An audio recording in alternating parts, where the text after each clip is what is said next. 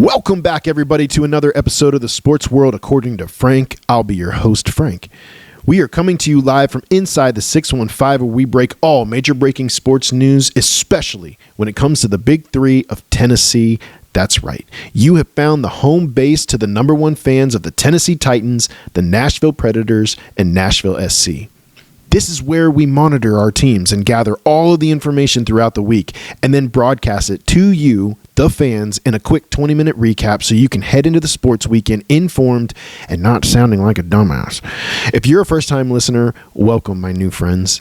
If you're a regular, welcome back, my friends, for another episode of the Sports World According to Frank. And here we go. Starting off this week, we're going to go over quickly some of the highlights and headlines from last weekend around the world of sports, and then we're going to dive into the big three of Tennessee. Starting with college ball, my main bummer moment was Alabama losing at home to Oklahoma. As a Vandy fan, I know we were all watching that game closely, and it's in those moments that I wish that they still had Coach Saban. Vandy still has everything ahead of them. They can only control what they can control, which is winning their final two games. Because if you don't do that, then nothing else matters, right? How about A&M almost losing to South Carolina? Unranked South Carolina was up on number 3 Texas A&M at halftime, 30-3. Great second half for the Aggies D, obviously, who shut out the Gamecocks in the second. And the offense for putting up 28 points, end up winning by 1. Great complimentary football, team football, but a heartbreaker for South Carolina. And then, again, Texas gets crushed by Georgia, and miraculously, even with 3 losses, they're still in the top 10. We'll get into that in the last segment when we talk Vanderbilt, but this is why I don't like brand bias, and I believe that it's a real thing. It always seems to apply to schools like Alabama's and your Texas's. How they're both still in the top 10 when Vandy's only 2 losses were close losses to those 2 schools is brand bias, in my opinion. I know I sound like a homer, or because I want to see Vandy get in so bad, but I grew up and still am a fan of Notre Dame. And I can openly admit that they benefit from being an independent and from brand bias. People know and trust the Notre Dame brand more than, say, like a Vanderbilt, right? Because in the past, they've been better. So you automatically assume that means they're better now. I hate it, but it is a real thing, and we should talk about it. Again, Vandy's only 2 losses, 2 close losses so far, have been to those 2 top 10 teams. So if they win out, they should hands down be in the college football playoffs, but we'll get to that. When it comes to the pros on Sunday, let's see. I woke up early to watch the Preds game in Sweden, which I wish I'd slept in now. It also let me watch some of the Marcus Mariota and Commanders game. They almost pulled off the win until Marcus pulled a Marcus and accidentally threw it directly to the Miami defender. Just bad ball. But if we're going to talk the good, the bad, and the ugly, as much as it pains me to say it, the good in the NFL this past weekend is that the New England Patriots, a team that has struggled over the last few years, is 9-2. The Denver Broncos are also 9-2. What Mike Vrabel and Drake May have been able to do this year is nothing short of incredible. Also, Bo Nix and Sean Payton there in Denver. It's just good stuff, and it's too bad the Titans couldn't find a coach like Vrabel to rebuild their culture. You know? The ugly, man, it really was just the altercation between Jalen Ramsey and Bengals star wide receiver Jamar Chase. The two of them were talking all game long. And anybody that knows Jalen Ramsey knows that he can easily get under your skin. That's part of his game. He is a more physical, bigger, more athletic version, in my opinion, of a Cortland Finnegan. If anybody remembers the Cortland Finnegan game where he rips Andre Johnson's helmet off his head and they start just taking swings at each other without helmets, it was crazy. Jalen Ramsey is that kind of guy. He'll get under your skin, but in this case, Ramsey pleaded his case saying that Jamar Chase spit at him. Now, Jamar Chase, of course, on the field, he's denying it. I didn't do that. After the game, when asked about it, he twice denied it. He twice denied spitting. Upon further review, cameras showed Jamar Chase 100% did hawk Tua towards Jalen Ramsey, which prompted Jalen to punch Jamar. So Jamar proved that 2 things. He can lie with a straight face, and he's dumb. Like, I get back in the day when like nobody had cell phones and the NFL didn't have 700 cameras pointed in every direction, capturing every move. I get a player getting in a cheap shot, right? And the ref missing it, and a player would get away with it. But in 2025, when you hawk a loogie and spit it at a grown man on national television in the most closely watched and analyzed game, how are you going to look into the cameras and say twice, I never did that. I would never do that. Like, we saw you, dumbass. So the NFL this week suspended Chase for this week's game against the Patriots. He's appealing the suspension, saying, I spit in his direction, but not at him. If I was spitting at him, I would have spit in his face. So, yeah, he's going to lose that appeal. I rarely side with Mike Tomlin, too, but somebody asked him what his message was for Jalen Ramsey after the game, and he goes, I have no message if someone spits in your face. Do what comes natural. And I'm sure he was also a little peeved because his star quarterback, Aaron Rodgers, fractured his non-throwing wrist. It did turn out to be a hairline fracture, and he's campaigning to play this Sunday against the Bears. But again, a 41-year-old quarterback with a broken wrist, you know, I'm sure it'll be a game-time decision, but count on Mason Rudolph playing quarterback for the Steelers this week. That's it really for the highlights last weekend. Let's turn the page and get to some hockey. As we said last week, Nashville SC is currently in their MLS offseason, so we're going to keep you posted on any movements to the roster other than the big ones that we broke last week, such as Joe Willis and Walker Zimmerman. We can report that the team has decided to retain Alex Muehl and Dan Lovitz, which I'm a little surprised by, but excited to see those guys back, and they're going to be teaming up with Sam Surridge, Hani Mukhtar, Jacob Schaffelberg, and the rest of BJ Callahan's squad. So excited to see those guys back. Starting off at number 3 this week are the Nashville Predators, who I can report are all back home in Smashville safe and sound from their 2-game series against Pittsburgh in Stockholm, Sweden. It was nerve-wracking if you're a Preds fan because, as we said last week, there was a lot riding on the games this past weekend in Europe. The Penguins at 9-5 could breathe a little easier. They're led by former Nashville assistant coach Dan Muse, who's doing a great job there. We're proud of him. Unfortunately, it's with the Penguins, but we wish him the best of luck nonetheless.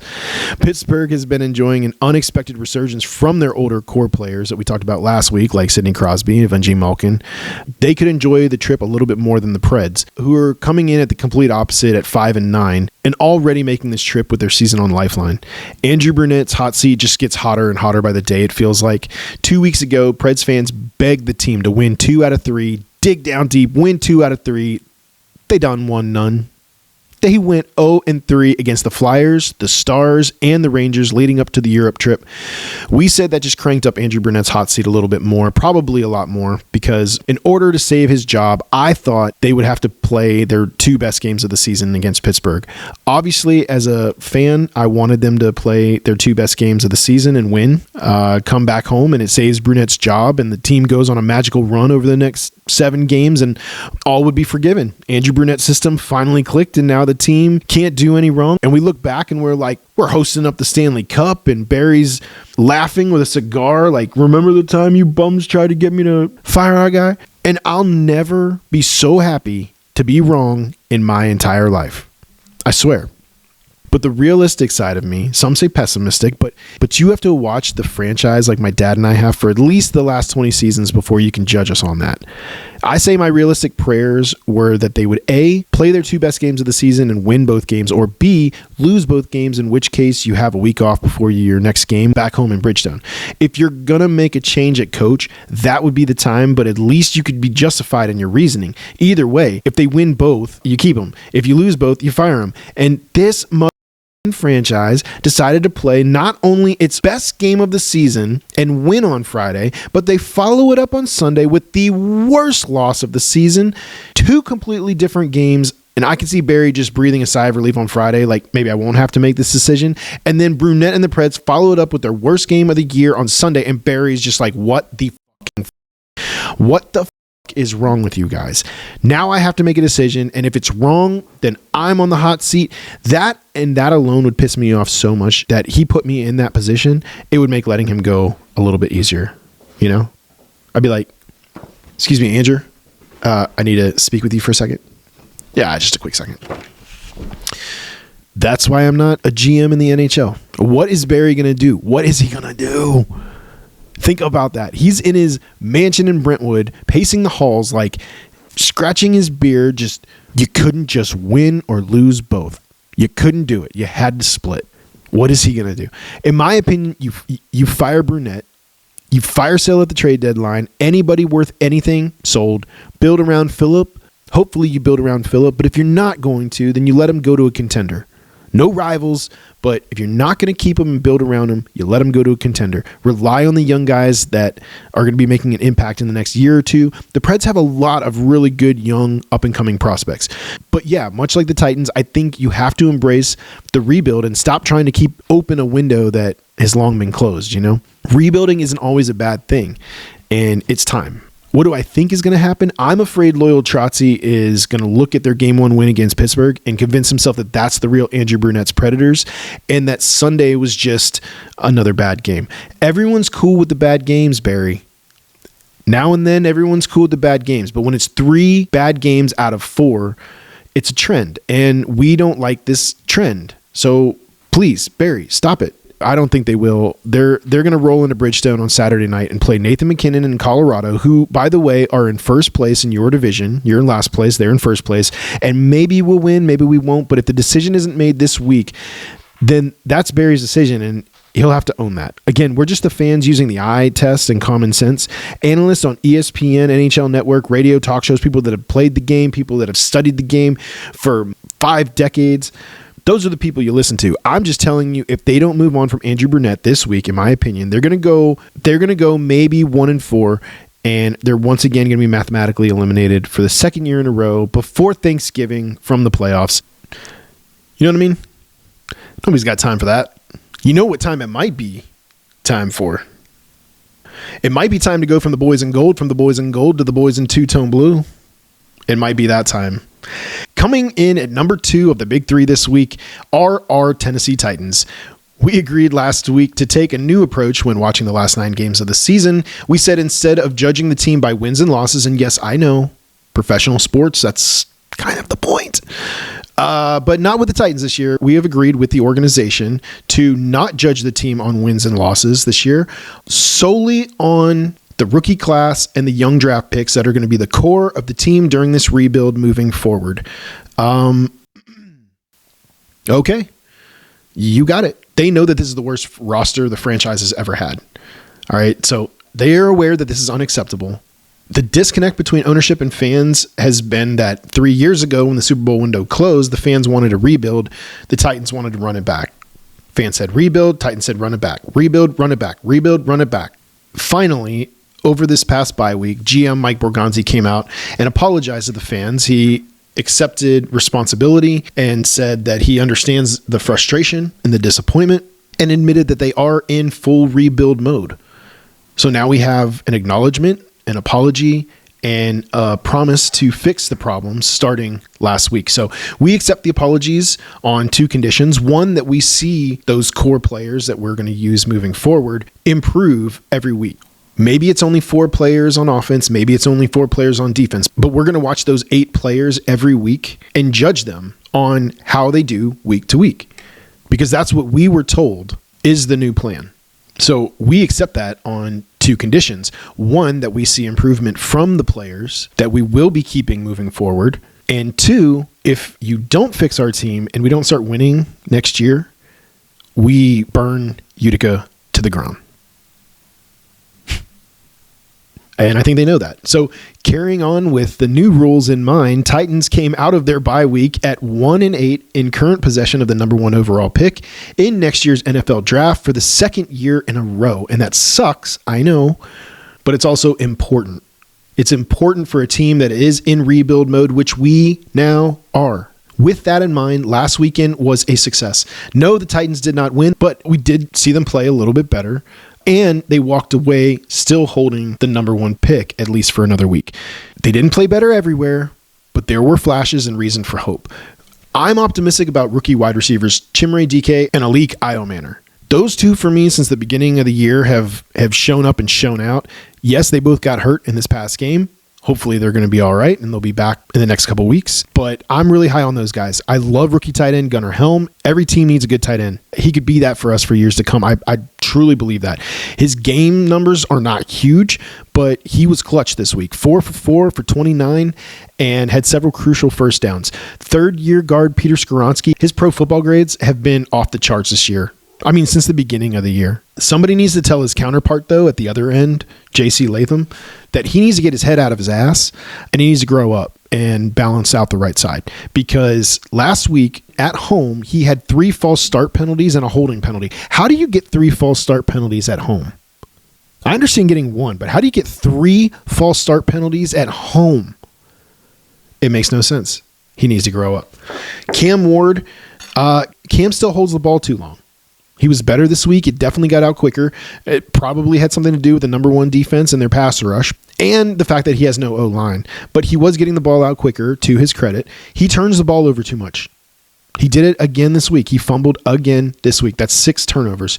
He's inaccurate with the deep ball, sometimes with a short ball too, to be honest with you. So far this year, he's got 6 touchdowns, 6 interceptions, and 6 lost fumbles, which sucks. And also that's 666, which is the sign of the guy. Devil. So this weekend, he needs to do anything against Seattle, whether it's throw for a touchdown, throw an interception, lose a fumble, anything to get away from that number. All of those things said, there's still something to him. I believe in this guy because he struggled for 3.5 quarters, late in the fourth, down a touchdown. You're down your veteran wide receiver with a broken leg. You're down 2 rookie wide receivers out with injuries. You only have your rookie tight end from Texas and practice squad receivers out there against the number 1 defense in the NFL, and he finds a way to go 96 yards for a touchdown and tie up the game. A drive where he had to use his legs, which is new. I like to see that. That was good. That opens up the RPO and the play action pass. I hope he sees that. I hope he does more of that this week against Seattle. He uses his arm. An incredible 37-yard pinpoint pass to Chig right down the sideline to set up the touchdown pass to Van Jefferson, which tied up the game at 13 with a minute to go. So if you suck, you can't do that, right? It was great to see Arden Key and Jeffrey Simmons back in the lineup for the defense. He got an unfortunate penalty against the field goal, which gave the Texans a new set of downs. Of course, they gave up the 3rd and 16 at the end of the game, which is always inexcusable.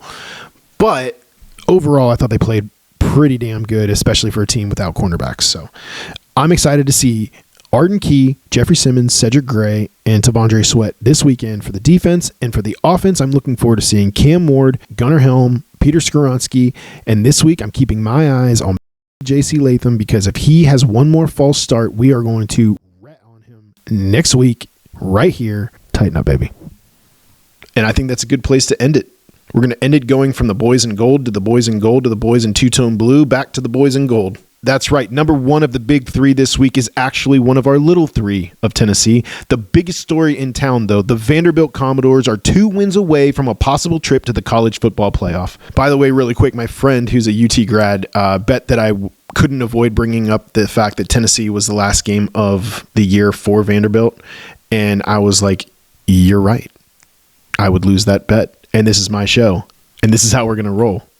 Vanderbilt is everything that's good with sports. Small school in the SEC known for academics and baseball championships. Now one of the hottest schools in the hottest places in the country, Music City, USA. I know what you Vandy fans are thinking. I know what you're already thinking. I know what you're thinking. And don't. Just don't. Get it out of your head. That school in Eastern Tennessee, it doesn't exist. They don't even exist. There is no Eastern Tennessee. It doesn't exist. There's only you doing what you've done all season long in that stadium off of West End. You go take what's yours, next team up, strap up, line up every play for 60 minutes like it's your last game ever, and you beat them. You beat Kentucky. They've only been getting better and better. They're dangerous too. But you play your game, this game, you won't lose. You won't lose. This is your destiny, boys. One game at a time, all focus, all in on Kentucky this weekend. Please, on behalf of all Tennesseans, please don't screw this up. Don't screw up what could be the greatest Vandy Tennessee game of all time. Please don't rob us of what could be the most exciting Thanksgiving week of all time. Beat Kentucky. That's the only mission this weekend. Beat Kentucky. Let's go, Preds. tighten up and anchor down. And thanks again, everybody, for tuning in for another week of the Sports World According to Frank. If you enjoyed this episode, don't forget to like, subscribe, tell your friends, and we'll see you right back here next week. Until then, have a great, safe weekend. Enjoy the games. We love you. Peace out from Smashville.